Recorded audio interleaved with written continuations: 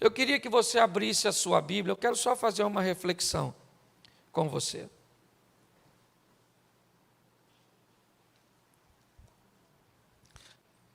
Jonas, capítulo de número 1, verso 1 e 2. Jonas, capítulo 1, verso 1 e 2. E veio a palavra do Senhor a Jonas, filho de Amitai, dizendo: Levanta-te, vai à grande cidade de Nínive e clama contra ela, porque a sua malícia subiu até a minha presença. Feche os seus olhos, nós vamos estar orando pela palavra, vamos estar consagrando este equipamento.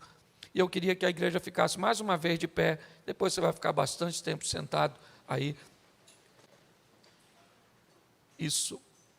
Senhor nosso Deus e Pai, em nome de Jesus, te louvamos por tua palavra, te agradecemos por essa palavra de vida que nos inspira, que nos norteia, que nos alimenta. Muito obrigado, ó Deus, e fala conosco de uma forma muito especial. Te apresentamos todos esses equipamentos, desde cada câmera, a grua, a cada cabo, consagramos tudo a Ti, ó Deus. Que tudo seja utilizado para a honra e glória do Teu nome, para o engrandecimento e expansão do Teu reino. Muito obrigado, em nome de Jesus. Amém. Glória a Deus. Amém? Podemos assentar. Nós estamos falando sobre autoridade.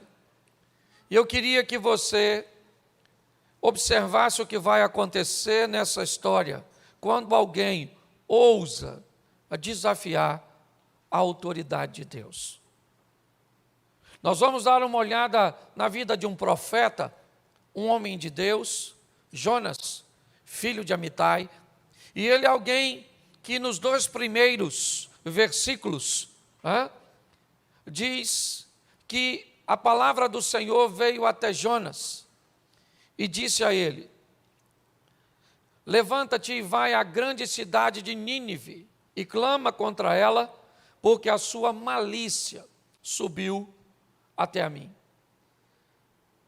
Nós estamos olhando um momento onde o Todo-Poderoso, o Criador de todas as coisas, aquele que tem autoridade sobre tudo, todas as coisas estão debaixo de seu controle, estão sob seu domínio. E esse, com tanta autoridade, diz a um mortal uma missão que ele deseja cumprir, e esse mortal resolve desafiar a autoridade de Deus. Ele resolve que acha, ou ele pensa, que a ideia dele, ou os planos que ele tem para aquela nação, é melhor que os planos de Deus. E ele revela isso no último capítulo. Jonas diz por que é que não queria ir a Nínive, lá no capítulo 4. Mas quando nós olhamos para essa situação, a primeira coisa que eu quero que você entenda é que quando uma autoridade é desafiada, e ela é autoridade de verdade, haverá uma punição. Uma autoridade só é autoridade de verdade quando ela pune. Pune com disciplina, simplesmente, quando nós disciplinamos nossos filhos, quando nós disciplinamos alguém, quando infringe uma lei, ou quando não respeita uma autoridade. Eu já usei o exemplo aqui do radar e da placa de velocidade. Nós não respeitamos a placa por um simples motivo, porque nela não há autoridade. Mas quando passamos por um radar, onde está a autoridade do radar? Ele não era um ser vivo, ele é um objeto como uma placa. Ele não vai me abordar como a placa também não vai. Qual é a diferença da placa para o radar? É que a placa não tem autoridade, ela apenas estabelece uma informação, ela não pune. O radar não. Todos nós sabemos que se passarmos por ele numa velocidade superior ao que a placa que está perto dele indica, note que andar perto de alguém que tem autoridade pode conferir a você autoridade também. Todas as vezes que desafiarmos, por exemplo, a autoridade da gravidade e pularmos de uma altura indevida, nós vamos pagar o preço de uma torção no tornozelo, de uma quebra de um osso. Desobedecer uma autoridade, e aqui hoje eu quero me concentrar na autoridade de Deus, nas orientações de Deus e o que acontece com a vida das pessoas, e pior, o que pode acontecer com pessoas que não desobedecem a Deus, não quebram os princípios, mas vão estar perto daquelas que quebram. Eu vou mostrar para você hoje o perigo de tentar ajudar alguém que Deus está tratando. O perigo de se aproximar de pessoas, de se associar, de se conectar com pessoas erradas. Porque esse, às vezes, tem sido um simples erro de algumas pessoas. Eu me casei com a pessoa errada. Cara, tu estragou a tua vida para sempre. Mesmo que você se separe. Isso ainda vai ser um problema para você enquanto você viver. Nós estamos aqui lidando com um homem que recebe uma instrução de Deus. E ele resolve que não vai obedecer. Ele resolve que não está a fim de acatar. Ele resolve fugir para um local oposto do que Deus o tinha enviado. Deus o manda à Assíria, no território de Nínive, e ele vai pegar um navio para Tarsis, para a Espanha, né? No sentido oposto. É isso. Jonas é alguém que vai desafiar a autoridade de Deus. E se ele vai desobedecer a Deus, nós vamos descobrir o que é que acontece com esse indivíduo.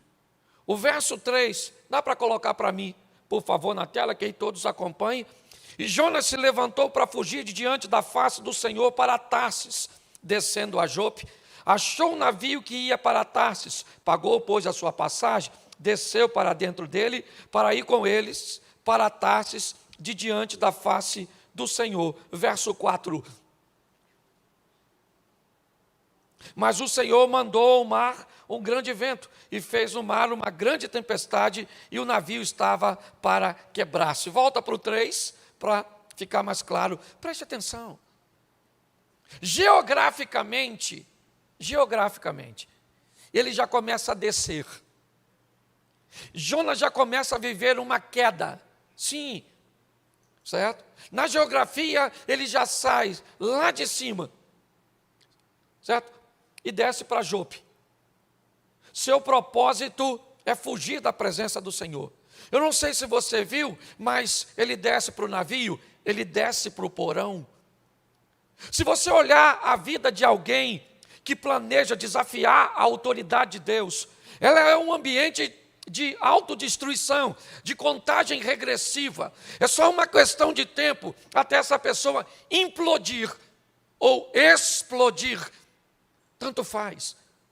Olhar para alguém que resolve fazer o oposto do que Deus orientou, desafiar as leis de Deus, desafiar as instruções, a autoridade daquele que sabe o que está dizendo e o que está fazendo, é loucura. Essa é a grande verdade. Ele já começa uma queda. Ele já começa a descer. Todas as expressões que indicam, quer geograficamente, né, quer, ao descer, simplesmente um nível do convés para os aposentos, dos aposentos para o porão. Tudo isso vai dando a conotação de que às vezes quedas drásticas, como parar no fundo do navio ou no fundo do mar, dentro de um ventre de um peixe, é o ápice dessa história. Mas eu gostaria de lembrar vocês que pequenas quedas, que pequenos prejuízos, que pequenos danos já estavam acometendo a história de Jonas antes dele parar no fundo. A grande verdade é essa. Ele já começa a perder algumas coisas, a caminhar numa rota, onde dá uma conotação de perda. É isso que ele faz. Mas o interessante é que ele compra uma passagem para Tarsis, num navio que está atracado em Jope. E quando o capitão daquele navio vende um ingresso para Jonas, ele não imagina o que vai acontecer. Ele não sabe quem é aquele cara que está entrando na vida dele, no barco dele. Ele não sabe quem é aquele camarada que está se misturando com sua tripulação, com seus passageiros, com suas bagagens, com suas cargas. Quando alguém que desafia a autoridade de Deus vai viver a sua vida, ele começa a levar para o buraco, ele começa a atrapalhar a vida das pessoas que vão estar por perto dele. Viver perto de alguém que não quer viver segundo as instruções de Deus, a autoridade de Deus, é ficar na rota de colisão dos destroços. É como um furacão que entra num ambiente e pega aquilo que estava consolidado, joga para o alto e arremessa em todas as direções. E quem estiver por perto, inevitavelmente sairá ferido daqueles destroços. Fique perto de alguém que não quer viver segundo os preceitos de Deus, e você vai ver se não sobra para você, se não sobra para a sua família, se não sobra para os seus negócios, se não sobra para seu ministério, se não sobra para seu casamento. Quando Jonas entra naquele barco, o barco está sentenciado a ir para o fundo. Por isso, eu estou cansado de dizer na igreja: quem aprende a selecionar relacionamentos, quem aprende a ser seletivo nas pessoas que farão parte de sua intimidade, inevitavelmente viverão uma vida mais fácil. Pessoas desobedientes, tóxicas, vão atrapalhar a sua vida. Segundo a Bíblia, a vida por si só já é difícil. No mundo tereis aflições. E nós não precisamos de complicações, porque segundo a Bíblia, nós já temos o inimigo, o Satanás, o pai da mentira. Ele tem anjos a seu serviço. E muitas pessoas ainda complicam, dando ou se permitindo estar à margem de pessoas. É isso. Jonas entra no navio daquele camarada. Ele não desobedeceu a Deus, o capitão do navio.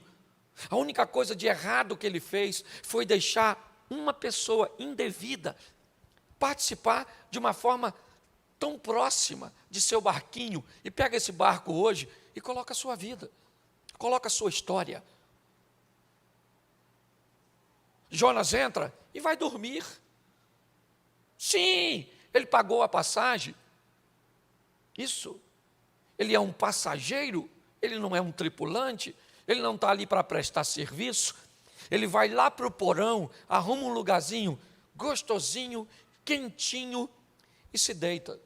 Quem é esse? Esse é o camarada que desafiou a autoridade do Eterno. Será que ele pensa que um navio Será que ele pensa que uma direção oposta vai protegê-lo do Todo-Poderoso e daquele que tem tudo em suas mãos? Não. Uma tempestade começa a assolar o navio. O navio de quem? O navio de todo mundo que está lá. Uma pessoa atrapalhada pode atrapalhar a vida de uma multidão. Uma pessoa indevida pode atrapalhar todos os seus negócios, toda a sua história. É assim que funciona, é isso que nós estamos vendo. O que devemos olhar numa pessoa? Qual é o comprometimento que essa pessoa está desejosa de obedecer a Deus? E por mais que ela não seja perfeita, nós já sabemos o que ela quer. E se ela quer, ela faz parte de meu destino. Se ela não quer, o máximo que ela pode fazer é parte da minha agenda. Tem gente que vai cruzar seu caminho e só fará parte da sua agenda. É só para fazer negócio, é só para sentar numa mesa, é só para trocar alguma coisa, é só para viver um momento. Não coloque gente de agenda em destino. Aprenda isso. Quando Jonas entra no barco, já era. Os inocentes vão pagar. Que inocentes? Você pode até falar os inocentes do barco, mas não os inocentes da vida, onde eu quero aplicar hoje. Se a Bíblia me diz que antes de receber alguém, eu devo saber, olha bem, bendito é aquele que vem em nome do... Antes de saber quem é aquela pessoa, é mais importante saber quem foi que mandou ela para a minha vida. Ela vem da parte de quem? Se não vem da parte de Deus, eu não recebo, pelo menos para destino. É assim que funciona. Quando nós olhamos para esse ambiente, o que estamos vendo? Uma tempestade para quem? Para Jonas? Não, agora ela não é mais para Jonas, ela é para Jonas, para o capitão do navio, ela é para todos os tripulantes, ela é para todos os passageiros, ela é para toda a carga, ela é para todo mundo. Já viu quando você olha para a sua vida e diz: o que está acontecendo, meu irmão? Eu estou envolto, esses dias não tinha nada, hoje parece que o mundo se virou contra mim. Provavelmente tem um problemático perto de tu. E você tem que tomar muito cuidado, porque às vezes o problemático não está perto de você. Ele é você. Você conhece gente que é só chegar, parece que a confusão é companhia. Vem de caravana. Chega alguém 10 minutos depois, toma uma fofocada dos infernos. De onde essa fofoca veio? Dessa praga que chegou aqui. O príncipe da fofoca. Ô pastor, não pode chamar a gente de praga. Eu chamo praga, praga, praga, praga, praga. Jesus chamou raça de víboras, suas pragas, suas pestes, sepulcro caiado, eu sou discípulo dele. Dá uma olhada. E sabe o que é pior? O barco vai afundar, a tempestade está cada vez aumentando, aumentando, e aumenta a tempestade, aumenta a tempestade. E onde o Jonas está? No porão, porque às vezes o que vai te levar para o fundo não está no convés, é difícil de ver, você tem que procurar. Você sabia que antes de jogar Jonas fora, jogaram a carga inteira? Você sabia que antes de jogar Jonas fora, perderam tudo que não precisava perder? Era só ter jogado Jonas fora primeiro. Mas quem não tira o mal primeiro vai perder muita coisa de bem. Vai perder relacionamentos de bens, casamentos de bens, filhos de bens, amizades abençoadas, bens materiais. Às vezes o que está levando você para o fundo, o que está te prejudicando, está escondidinho lá dentro de tu, dormindo, te levando para o fundo. É aquela mágoa, aquele ressentimento que você nem lembra, passa até despercebido. E aquele mau hábito que você tem, aquela companhia ruim, sabe? Que fica lá na sua vida, sim. Nem parece que é ruim. O Jonas está lá dormindo e as coisas estão indo embora. Joga a carga aqui, vamos dar mais flutuabilidade ao navio, vamos ver se o navio não afunda. O problema não é a carga, o problema é a infração, sabe? Alguém ultrapassou a autoridade do eterno, de Deus não se zomba. Ninguém escarnece de Deus. Tudo que você plantar, você vai colher. É meio filosófico, mas funciona assim. A vida é como um eco. Se você não gosta do que está ouvindo, é só mudar o que tu está gritando. É tempo de aprendermos com essa lição. Está lá, joga carga, joga tudo, perdi isso, perdi saúde, perdi casamento, perdi os filhos, perdi o emprego, perdi carro, perdi crédito, eu só vou perdendo, mas por que eu preciso perder isso tudo? Porque tem um Jonas aí dentro. Acorda e joga isso. Pastor, que Jonas é esse que eu ainda não sei? Às vezes é o Jorge, o seu namorado. O Jorge, pastor, mas o Jorge é o único namorado que eu tenho. Ele é tão bom, pastor. Ele só não quer casar comigo e pega eu. Assim, fora do casamento. Mas o Jorge é tão bom. Então vai para o inferno com o Jorge, o Jorge, o Satanás. Dá raiva, me perdoa. Quer viver com gente que não quer viver com Deus e quer ter vida mansa.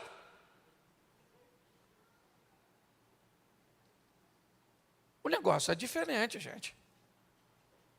Localiza hoje o que é? Essa compulsão por compra. Pastor, estou todo endividado. Cara, infeliz, compra tudo. Está capim pegando fogo, é financiado. Como é que paga?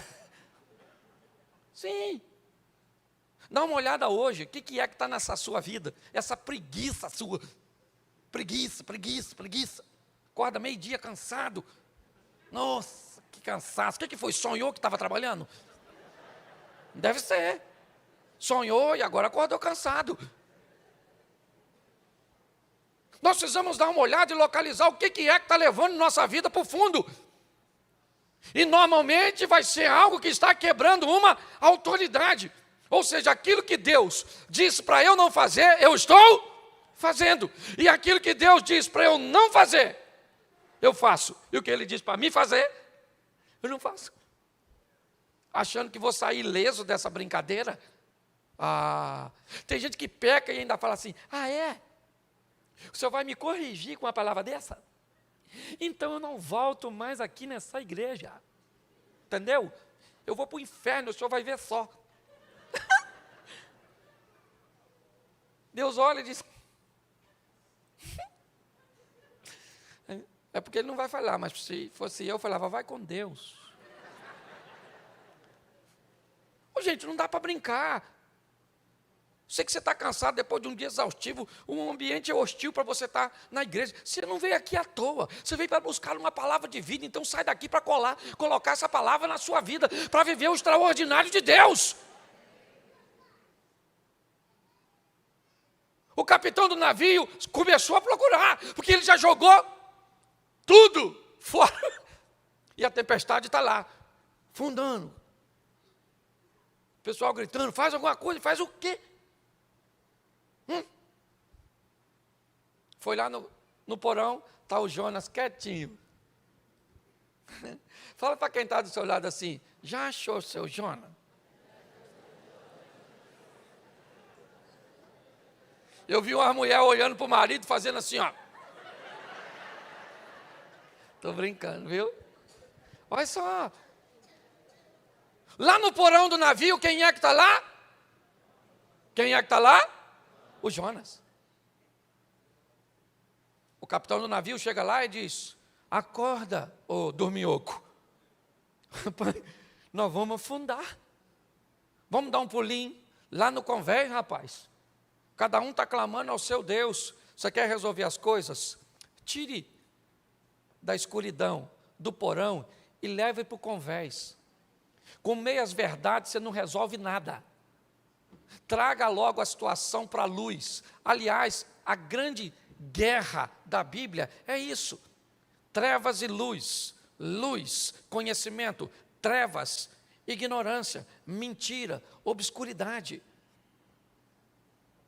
Quando ele vai lá nas trevas e pega Jonas do porão, aquilo que estava querendo me levar para o fundo, afundar meu casamento, afundar minha família, meus negócios, minha igreja, meu ministério. Tira, querido, e traz para a luz, põe aqui no convés, na luz do dia. Quem é você, meu irmão? O que você está fazendo aqui? De onde você veio? É isso. E nesse momento Jonas começa a narrar. Eu sou hebreu, desobedeci a Deus, que me mandou para Nínive, comprei uma passagem, entrei nesse barco, e agora essa tempestade está acontecendo por minha causa. Agora ele já sabe o que é, sim ou não? Sim ou não? Mas e a carga? Ele vai apanhar de novo? Não, né? Vai não. O que ele perdeu, ele não tem de novo. Ele não dá para ir lá e recuperar. Olha o dano. E quem foi que deu esse prejuízo inteiro? Alguém que resolveu desafiar a autoridade do Eterno. Preste atenção. Ninguém tem autoridade para trazer prejuízo para a sua vida, senão você. Se você acha esquisito, eu também acho, mas vamos lá, Labão e Jacó. A partir de hoje, Jacó, eu vou te pagar, seu salário vai ser de todo o meu rebanho, as ovelhas e vacas, todo o gado que for salpicado e malhado, ele vai te ser por salário. Mas ele tinha mandado os filhos separar todo o salpicado e malhado, para que Jacó não prosperasse. Mas a Bíblia diz que o gado e boa parte dele, e os melhores, começaram a nascer salpicados e malhados. É lógico, uma atitude de Jacó. Mas o que eu quero que você entenda é o seguinte: se Deus estiver contigo, o deserto tem que te fazer prosperar. José era solteiro, a mulher de Potifar se ofereceu para ele. Ele não precisou se deitar com ela, mas teve uma esposa. Potifar era rico. José não precisou mexer em nada dele e se tornou governador do Egito. Porque se você não quebra princípio e entende o poder da autoridade, os céus se movem a seu favor. É isso que nós precisamos entender.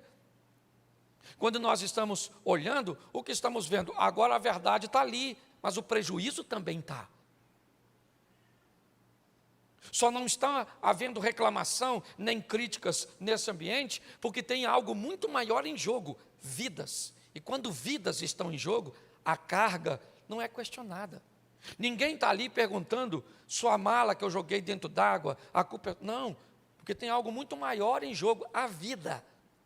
Isso. Se aquele barco afunda, a vida se extingue. De quem? Do capitão do navio e de todos. Porque o grande segredo de toda essa história, dessa viagem, desse barquinho, dessa tempestade, dessas autoridades, ou dessa autoridade que ouvimos e que devemos obedecer, o que está em jogo é vida, é alma, ou morte, inferno, ou perda. É isso. Quando Jonas diz quem é, o que fez, ele diz assim: só tem um jeito de isso ser resolvido. Vocês precisam me arremessar para fora do navio.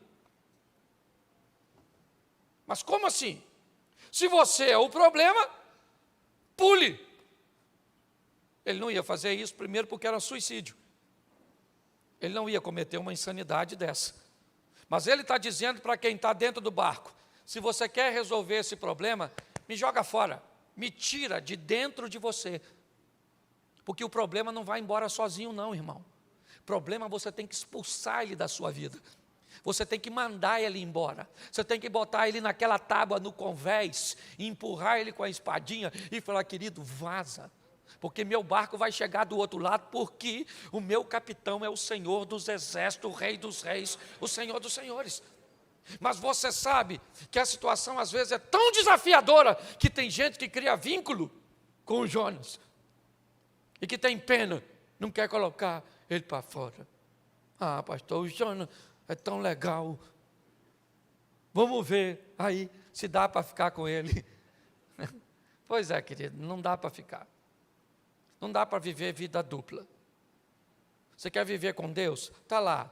Elias, no Carmelo. Josué, até quando cocheareis entre dois deuses? Se Baal é Deus, seguiu. Se o Senhor é Deus, seguiu, disse Elias. Josué disse, vamos lá, quem vocês querem seguir é o Deus, né, das outras nações, ou o nosso Deus? Eu e a minha casa serviremos ao Senhor. Você quer resolver um problema? Então resolva. Não quer? Dê paliativo. Está assim de gente dando paliativo. Qual é o problema de um paliativo ou de uma dose equivocada? É que você potencializa o problema. Todas as vezes que um médico, por exemplo, passa uma dosagem e um período, e logo depois que você começa a tomar o remédio, você nota que os sintomas desaparecem. Muitos, vendo os sintomas irem embora, imediatamente interrompem a dose. E quando eles interrompem a dose, inevitavelmente, o problema começa a se potencializar.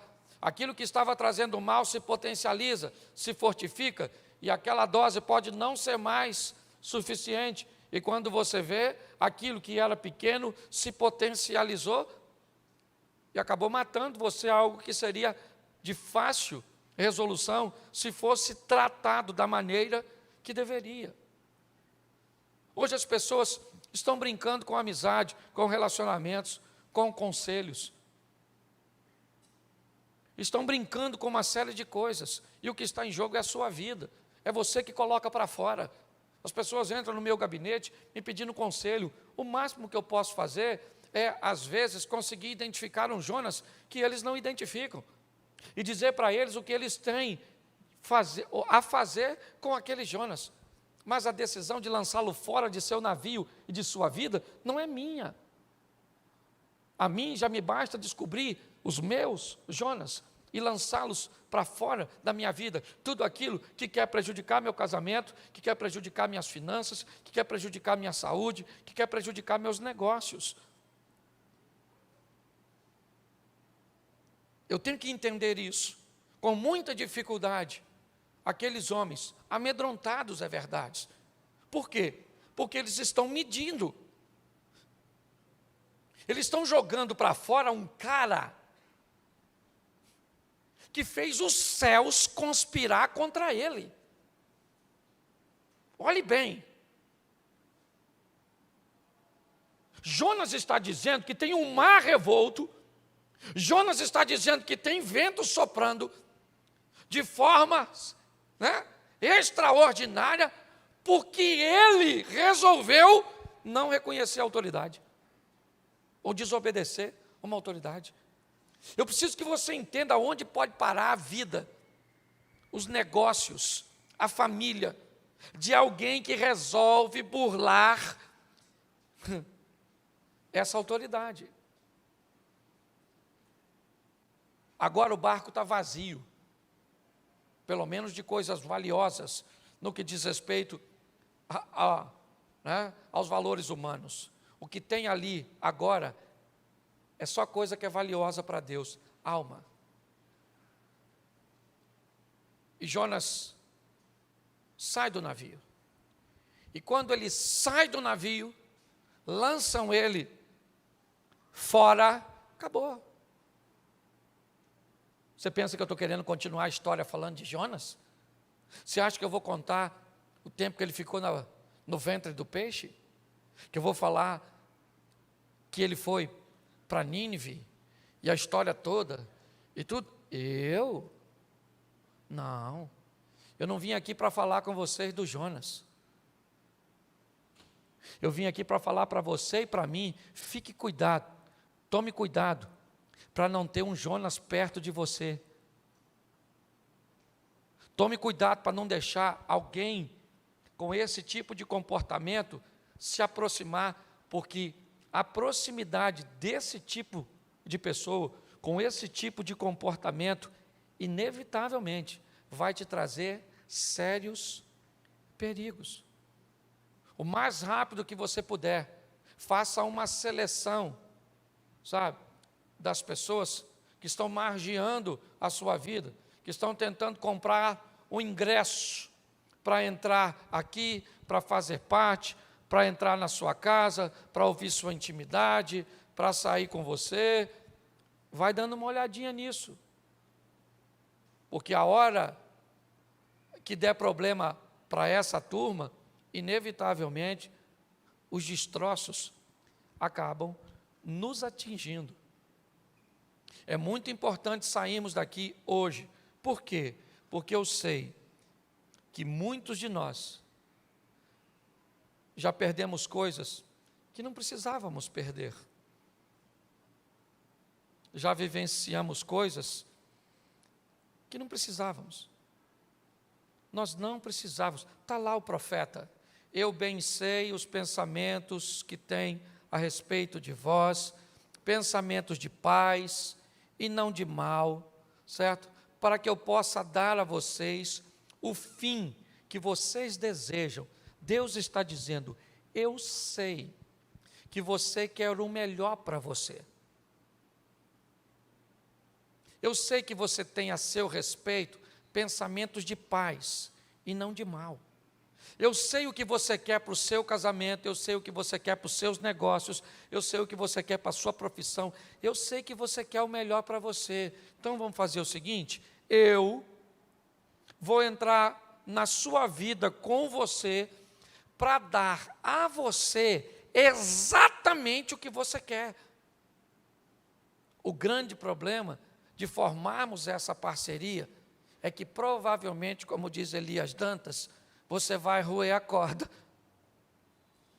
Você vai começar a agir de forma nociva, sabotadora, tentando sabotar seu próprio sucesso, o sucesso do seu casamento, o sucesso dos seus filhos, o sucesso do seu negócio, o sucesso da sua caminhada cristã.